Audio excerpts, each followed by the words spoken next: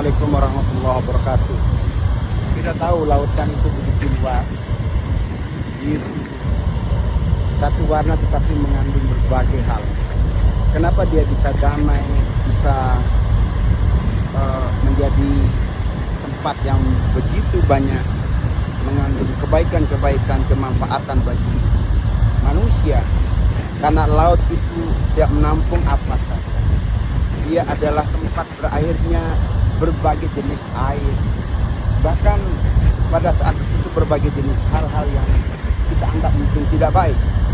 Tapi ketika laut berhasil dan mau menerimanya, maka semua jenis air itu menjadi samudra. Dan samudra memberi kita banyak sekali kebaikan. Bahkan gelombangnya yang kecil-kecil itu menjadi sesuatu yang indah. Dan karena itu penting sekali untuk kita memastikan jangan sampai kita tidak belajar dari laut. Apa yang kita pelajari dari laut? Laut itu terbuka, laut itu menampung apa saja. Dan di laut itu mengandung berbagai jenis materi yang sangat kita butuhkan. Ikan pun juga banyak sekali, tidak hanya satu jenis ikan. Andai laut seperti danau atau seperti kolam misalnya, atau seperti sebuah katakanlah kalau orang Sasak bilang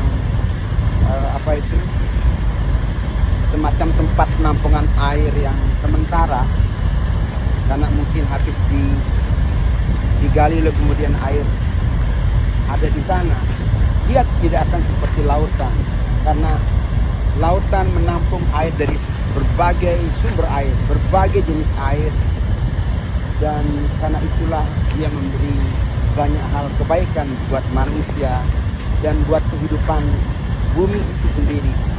Karena itu sikap kita harus sangat inklusif seperti lautan. Kita harus bersedia berdampingan dengan berbagai jenis makhluk Tuhan, bahkan berbagai jenis gagasan kalau itu manusia, dan kita bisa memastikan hidup berdampingan. Dan kalau itu kita lakukan, maka kita akan bisa seperti samudra, seperti lautan yang bisa mendatangkan kebaikan bagi banyak, bukan hanya manusia.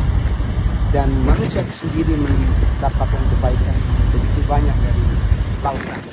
Saya merasa moderasi itu bisa kita dekati melalui prinsip-prinsip laut atau samudra yang mengandung berbagai hal. Dia tidak akan menjadi baik, tidak akan menjadi satu tempat yang mengandung banyak hal yang sangat bermanfaat seandainya dia hanya menampung satu jenis air, satu jenis sumber katakanlah kehidupan.